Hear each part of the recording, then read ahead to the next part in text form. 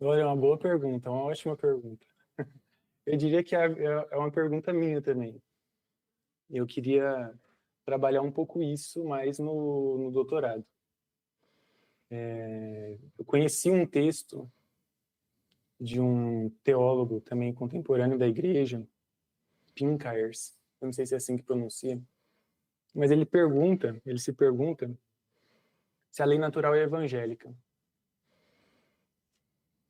E eu vejo que sim, ela vai se relacionar de alguma forma, mas eu ainda estou bastante no início. Como eu comentei um pouco atrás, a mesma relação que vai existir entre, ou de modo parecido, entre a natureza e a graça, entre o conhecimento natural e o conhecimento revelado em Tomás de Aquino, essa mesma relação vai aparecer também entre lei natural e a lei que aparece na Bíblia. Vamos dizer assim, a lei evangélica, a lei da graça. Tomás chama de lei da graça, o Novo Testamento. Então, vai ser a mesma relação entre natureza e graça, entre conhecimento revelado, entre conhecimento natural e conhecimento revelado, vai ser a mesma relação entre lei natural e a lei evangélica, se a gente puder dizer assim. Tomás de Aquino disse que antes de Moisés, os patriarcas eles eram movidos somente pela lei natural, que é essa revelação de Deus na própria natureza humana. Então, todo mundo sabe que é certo, que é errado, que é verdade, que não é. Tem alguns princípios que nós conseguimos chegar até eles somente pela nossa natureza. E antes de Moisés, era dessa forma que eles eram guiados. Tomás de Aquino vai dizer também que a própria lei mosaica, ela pertence à lei natural. Os preceitos morais da lei mosaica pertencem à lei natural. Então, nós podemos conhecer simplesmente pelo conhecimento natural humano, todos os preceitos da lei mosaica, pelo menos os preceitos morais. Os jurídicos e os cerimoniais, não, ele faz essa distinção, preceitos morais, jurídicos e cerimoniais. Então ele vai justificar todos. Isso me interessa bastante. Então, como é que pode, né, justificar racionalmente, dizer que é natural o conhecimento da lei mosaica? Tomás vai dizer que a revelação ela é necessária porque poucos chegam a esse conhecimento natural e somente com muito esforço.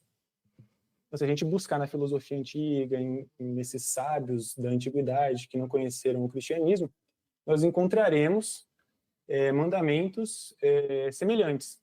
Mesmo em Aristóteles ele vai encontrar, e ele vai afirmar isso. Então, a lei antiga, que ele chama, que é a lei mosaica, vai vir para que as pessoas conheçam a própria lei natural com mais prontidão, com menos esforço e com mais segurança. Porque deixados à sua própria natureza, o ser humano só atingiria esse conhecimento com muito esforço, e somente alguns conseguiriam isso, depois de muito esforço, depois de muito tempo de estudo, e ainda sem uma segurança. Né? Depois, aí claro, nós temos a influência do pecado original. Tomás vai falar que é isso que atrapalha o conhecimento da própria natureza. Então, o ser humano, ainda que tenha essa lei natural, não vai conseguir ter o conhecimento apropriado dela por conta do pecado, por conta da concupiscência. Então, as paixões, elas vão depravar, de alguma forma, o intelecto. Então, precisa de uma revelação, da revelação da lei mosaica, em primeiro lugar. Ô, João, mas a lei natural é aquilo que Tomás de Aquino considera que está impresso, está escrito no coração do ser humano, certo?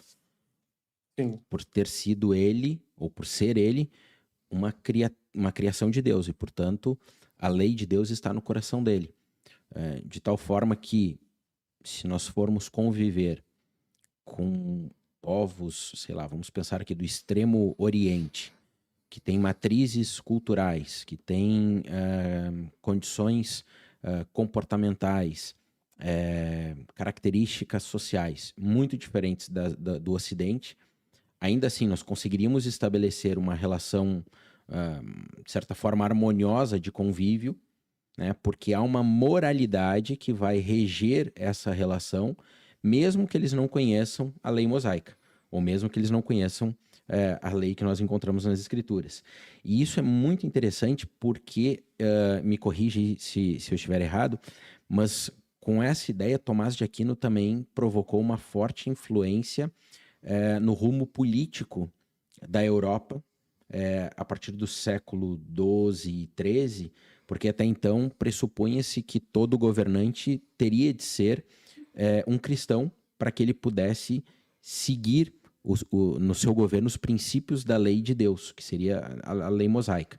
Entretanto, quando ele diz que a lei natural está impressa no coração humano, ele está dizendo também, ele acaba sugerindo isso, que todo governante saberia o que seria certo e errado. E por isso ele não tinha que obrigatoriamente ou necessariamente ser um cristão professo para ser um governante. E isso mudou também, não só na filosofia, mas na filosofia política e até no estudo do pensamento político, né, uma certa lógica que imperava na Europa, principalmente naquele período. Então, eu não sei se essa afirmação que eu fiz agora está certa, se é uma influência direta dele ou é uma influência indireta. Não sei se você pode me completar aqui nisso. Então, sobre os outros povos, isso eu concordo, eu acho interessante. Tanto é que, quando ele faz a Suma contra os Gentios, que é o único texto apologético dele, dirigido aos maometanos, como ele chama, ele não pode utilizar da autoridade das Escrituras. Eles tomam alguns livros apenas. Ele vai buscar a autoridade de quem? Da razão natural. Então, é dessa forma que ele vai tentar esse contato com os maometanos, com judeus, o Rabi Maimônides, e respeitava muito, chamava o Maimônides de Rabi, chamava o Averroes de o comentador, né? Então é dessa forma que ele vai se basear na autoridade da razão natural para lidar com esses autores de outras religiões. E quanto aos governantes, eu acho que se a gente perguntasse para Tomás de Aquino, ele diria que, ainda que nós tenhamos a lei natural, o pecado ele vai dificultar bastante. O pecado original, a lei da concupiscência, ele também chama de lei dos membros, vai dificultar bastante esse conhecimento. Ele dizia que somente pouquíssimos conseguiam chegar a isso, e com muito esforço, depois de muito tempo e de modo inseguro. Então, no final das contas, mesmo para a gente conhecer a lei natural, que já está impressa na nossa natureza, ainda assim a gente como que precisaria da lei antiga né, somente pouquíssimos conseguiriam isso. É claro que talvez isso dê vazão. A lei natural vai ser utilizada aí, esse conceito, né, vai ser utilizado não necessariamente com referência a Tomás de Aquino, esse conceito vai sofrer muitas metamorfoses durante toda a história. E vem lá de Paulo, né? Sim. Paulo escreve isso lá na Carta aos Romanos, né? Que a lei está gravada quando justamente está sendo questionado sobre a questão dos gentios. Dizendo que a lei está gravada no coração do homem. Mas o que é muito interessante é que nesse período da história do cristianismo, aparece Tomás de Aquino reforçando com o método escolástico esse ensino, ou esse princípio que Paulo já havia, né, argumentado há 12, 13 séculos antes.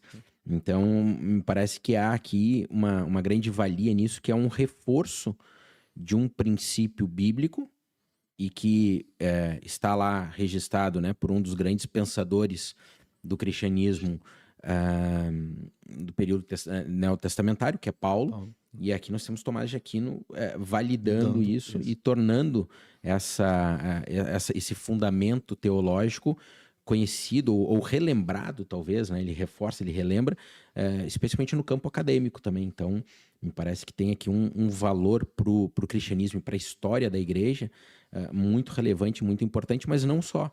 É algo também que tem relevância para todas as pessoas, sejam elas cristãs ou não, né? A moral, o certo e o errado está impresso no coração humano porque ele é uma criação de Deus. Tem uma outra questão, João. Eu queria pedir que o Adriel pudesse partilhasse aqui conosco sobre a ontologia de Tomás de Aquino. Pode ler a questão, por favor, a pergunta, Adriel? Sim. A Olinda perguntou aqui, de que forma a ontologia de Tomás de Aquino influencia sua interpretação das narrativas bíblicas sobre a criação e a natureza do ser humano à imagem de Deus?